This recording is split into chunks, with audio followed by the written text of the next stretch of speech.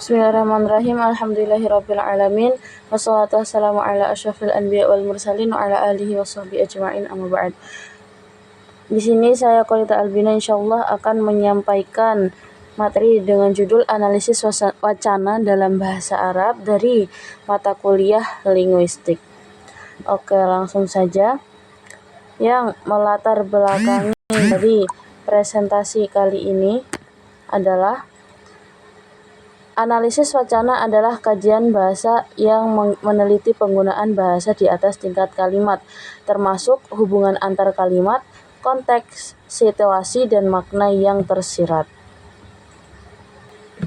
Dalam bahasa Arab, analisis wacana penting untuk memahami teks-teks modern seperti berita, khutbah, ceramah, dan artikel, karena makna sering terbentuk melalui konteks, kohesi, dan tujuan penutur. Oleh sebab itu, analisis wacana membantu pembelajar melihat bagaimana penutur Arab menyusun pesan secara utuh, bukan hanya memahami struktur kalimatnya saja. Pengertian analisis wacana. Analisis wacana adalah kajian yang meneliti bagaimana bahasa digunakan dalam konteks, bagaimana hubungan antar kalimat dibentuk, serta bagaimana makna tersirat muncul dari cara penutur atau penulis menyusun pesan. Dalam bahasa Arab, analisis wacana dikenal sebagai ilmun nasi dan tahlilil khitab, dengan fokus bukan hanya pada kalimat tetapi pada keseluruhan teks dan situasi tutur yang melingkupinya. Lalu apa saja objek kajian analisis wacana Arab? Yang pertama itu ada kohesi. Kohesi adalah unsur yang menghubungkan bentuk bahasa secara formal. Artinya kalimat-kalimat dalam teks saling terkait melalui unsur kebahasaan tertentu seperti ad-dhamair atau pronomina, yang artinya kata ganti yang merujuk ke kata sebelumnya supaya teks tidak berulang seperti huwa, huma, hum, hadhihi, hada. Ad-dhamair itu ada ad-dhamair. Kemudian selanjutnya ada ar-rawatib, yaitu konjungsi. Konjungsi itu kata penghubung yang mengaitkan ide seperti wa yang artinya dan, summa yang artinya kemudian, li anna yang artinya karena. Kemudian ada al-ihalah, referensi, yaitu penyebutan kembali suatu unsur secara langsung atau tidak langsung, misalnya penggunaan kata ganti, sinonim, atau frasa pengganti untuk merujuk ke entitas yang sama. Di sini kohesi artinya menjaga bentuk teks yang terhubung. Kemudian selanjutnya objek kajian analisis wacana Arab yang kedua adalah koherensi. Koherensi adalah keterhubungan makna dalam teks. Bahkan jika bentuk kalimat benar, teks baru disebut wacana jika ide-idenya mengalir dan saling terkait secara logis. Misalnya, kalimat kedua menjelaskan, menambah, atau memberikan alasan atas kalimat pertama. Koherensi itu maksudnya di situ secara inti, koherensi menjaga alur makna tetap padu. Kemudian selanjutnya ada konteks. Konteks adalah situasi yang melatar belakangi tuturan. Konteks menentukan makna sebenarnya dari sebuah pesan. Terdiri dari konteks situasional, siapa berbicara kepada siapa, kapan, dan dalam kondisi apa. Konteks budaya. Kemudian ada konteks budaya, norma, nilai, dan kebiasaan berbahasa Arab.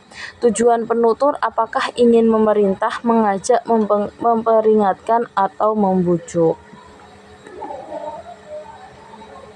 Kemudian selanjutnya dari salah satu objek kajian analisis wacana Arab itu ada tindak tutur, jenis tindakan yang dilakukan melalui kata-kata. Contohnya, janji yang maknanya menyatakan komitmen. Kemudian perintah yang memiliki makna meminta orang lain melakukan sesuatu.